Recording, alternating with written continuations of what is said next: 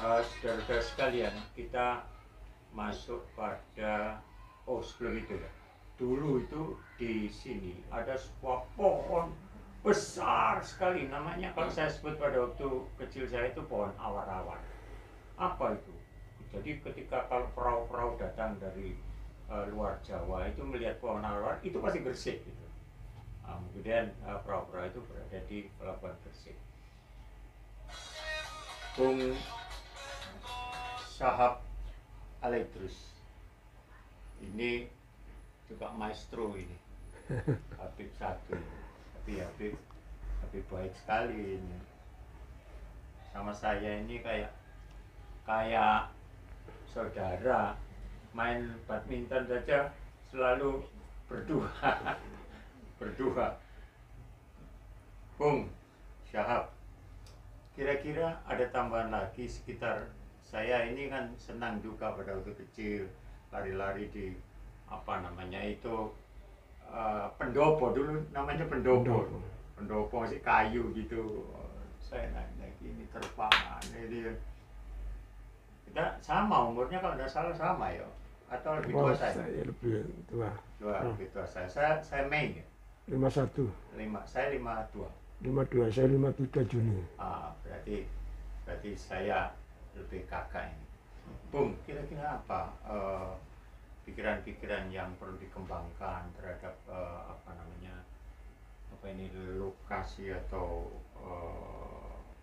makam Syekh Maulana Ibrahim yang perlu dikembangkan dan perlu suatu strategi untuk yang mampu melihat bahwa ini adalah sebuah tokoh besar Syekh Maulana Ibrahim. Terima kasih. Saudara saya ini, Pak Profesor Stanto Supyadi. Jadi dia termasuk saudara, tetangga, dan guru saya juga. Dalam beberapa hal dia sebagai guru saya. Kebetulan dari kecil memang kita bersahabat,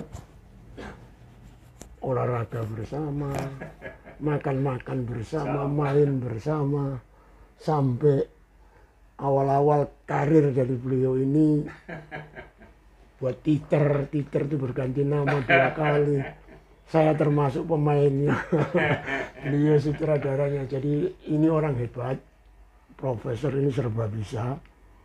Dan kalau tidak bisa dengan sesuatu hal, dia harus bisa. Pernah dia ingin main sepak bola, tidak bisa jadi penyerang, terpaksa jadi kiper. Pokok bisa, harus bisa. Ini memang orang hebat.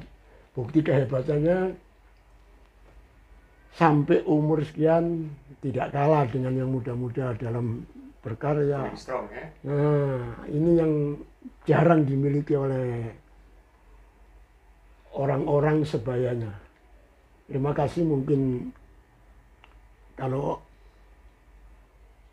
Pak Prof ini tanya masalah Malik Ibrahim, sebenarnya saya ini pengurus paling tua sekarang di sini, dari mulai staf sampai bendahara, ketua, terakhir pembina. Ya, struktur yayasan yang menentukan bahwa ada pembina, pengurus, dan pengawas. Saya di pembina dengan ditemani 2 teman saya, anaknya Kiai Syafiq Jamari dan ada saudara Muhammad Al-Jufri. Sementara itu ketuanya saudara Dr. Taufik Haris. Jadi selalu tiap 5 tahun sekali kita ada regenerasi dan pergantian mengurus dengan berjalan lancar. Ya, karena kepengurusan kami, maaf saya mungkin selingan aja, tidak mendapatkan hasil daripada hasil yang selalu rutinitas dari makam, yaitu hasil infak peziarah, mungkin ada subsidi dan lain-lainnya. Pengurus tidak menikmati itu.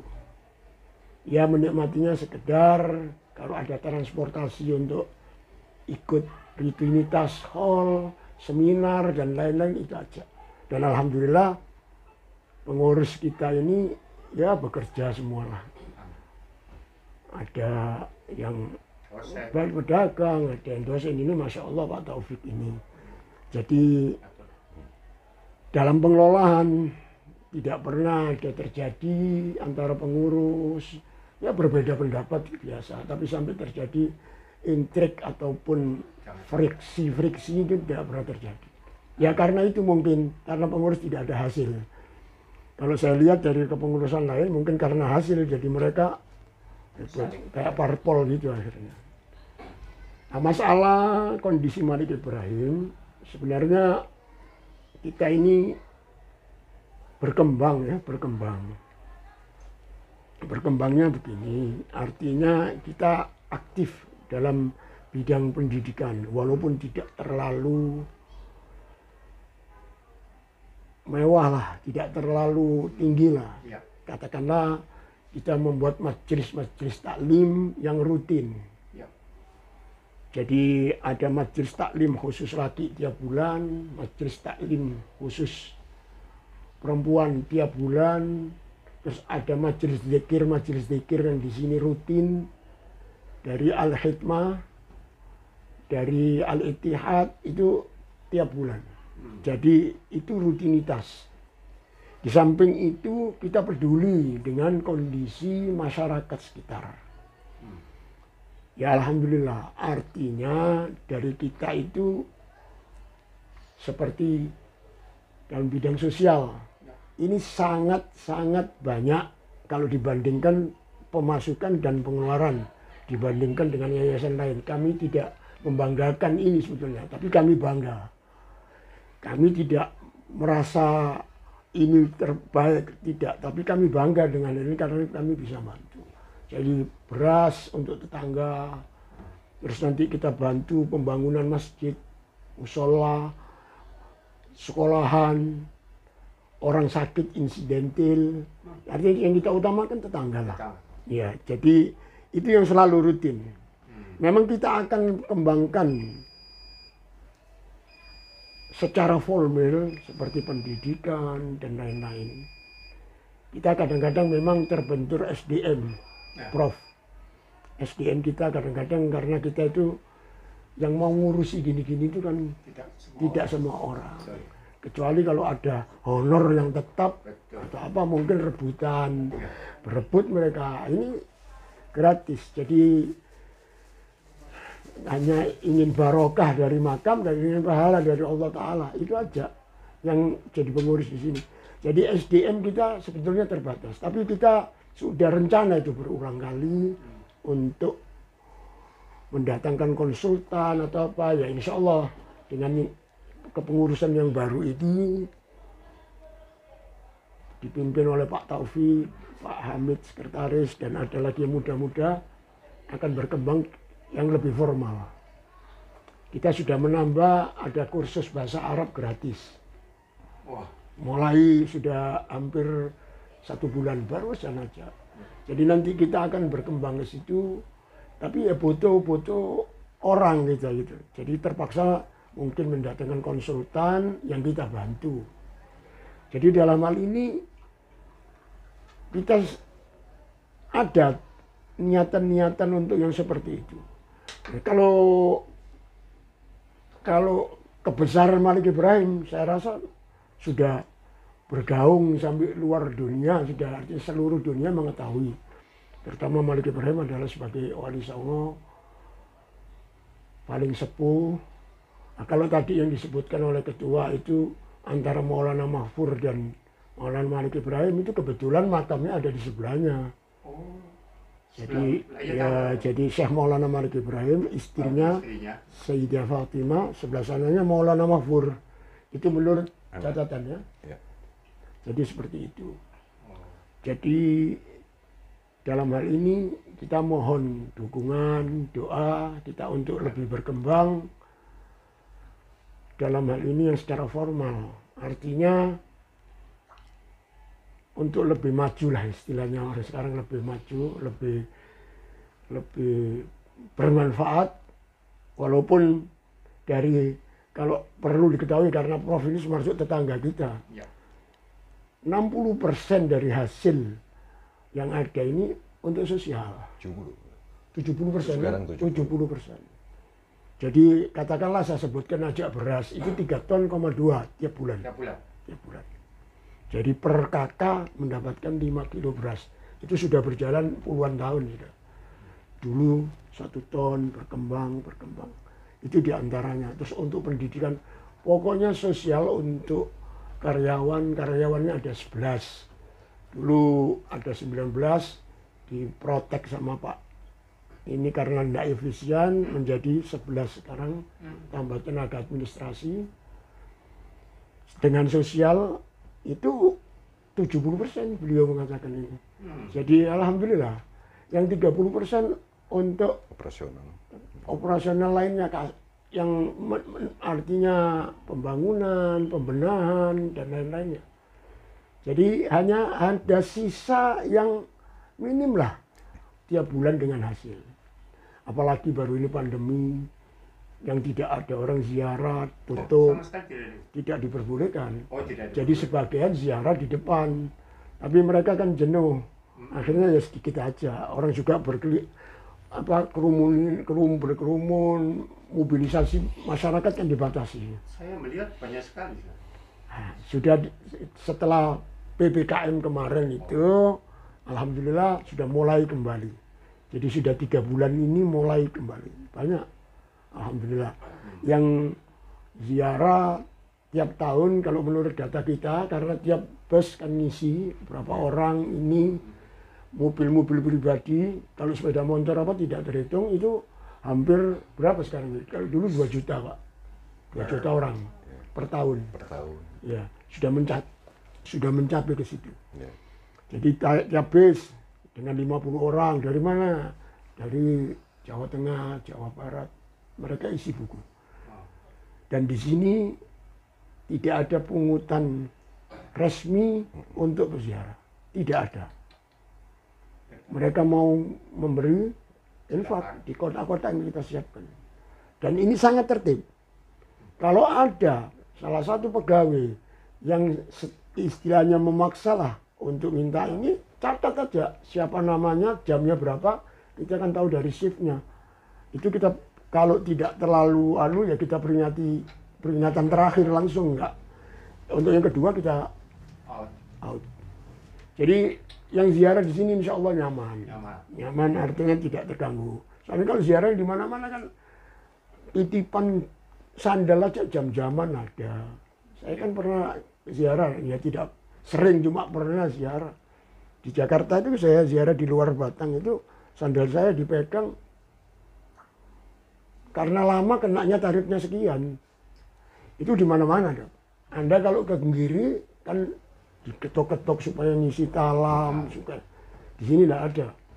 Jadi kalau Anda atau teman Anda ada yang merasa diperbuat seperti itu, bisa lapor, bisa catat aja namanya di sini atau tanya namanya, jamnya berapa, laporkan ke pengurus. Insya Allah ditindak orang-orang. Ya alhamdulillah. Jadi ada niatan kita untuk berkembang secara profesional dan proporsional, tapi memang masih banyak keinginan-keinginan. Ya, dan alhamdulillah kita tidak pernah minta sumbangan. Kalau dikasih, ya dikasih. Dari Pemda pun berganti-ganti bupati yang kebetulan teman-teman kita dari kiai, dari orang biasa, nggak ada bantuan resmi, tidak ada. Dan gedung ini